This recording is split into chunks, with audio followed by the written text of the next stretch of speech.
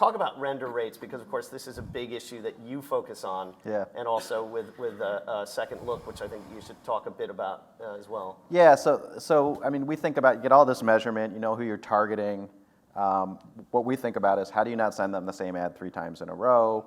How do you make sure that when you had an ad opportunity with all of that data that you took advantage of it?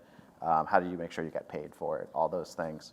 So render rate, so you know, publishers look at a lot of things, right? They look at CPMs, they look at fill rates, and they look at render rates. And all render rates are, it seems like accounting, but it's simply, in a server-side ad insertion situation, if you made a decision to show 20 ads to a customer over the course of a video, and they only watched half the video, they saw 10 ads, that's a 50% render rate. And it sounds like I said, it sounds like accounting.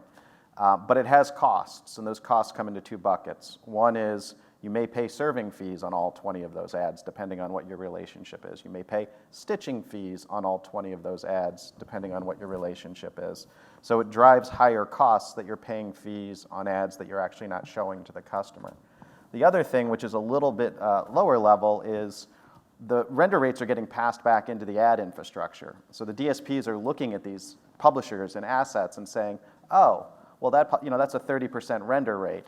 I'm not going to bid on the ads in the second half of that video. I'm going to, those aren't probably going to show. Or maybe I'm going to bid less on them because I'm just going to discount the chance that it's going to show. So that's sort of one of the fundamental issues that we're looking at with a product we call Second Look. And simply what we're doing is giving VOD publishers with server-side ad insertion the ability to defer those decisions till right before the ad pod. So now, if you have an asset with, say, 20 videos in it or ads in it, you're making decisions pod by pod instead of making all 20 of those up front.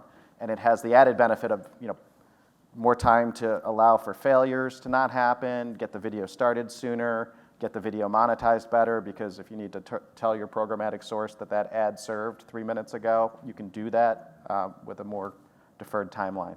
So we spent a lot of time looking at this problem. We talked to a lot of publishers. We know it's an issue they're facing, whether it's this generation or next generation issue, and we're seeing a lot of excitement around it.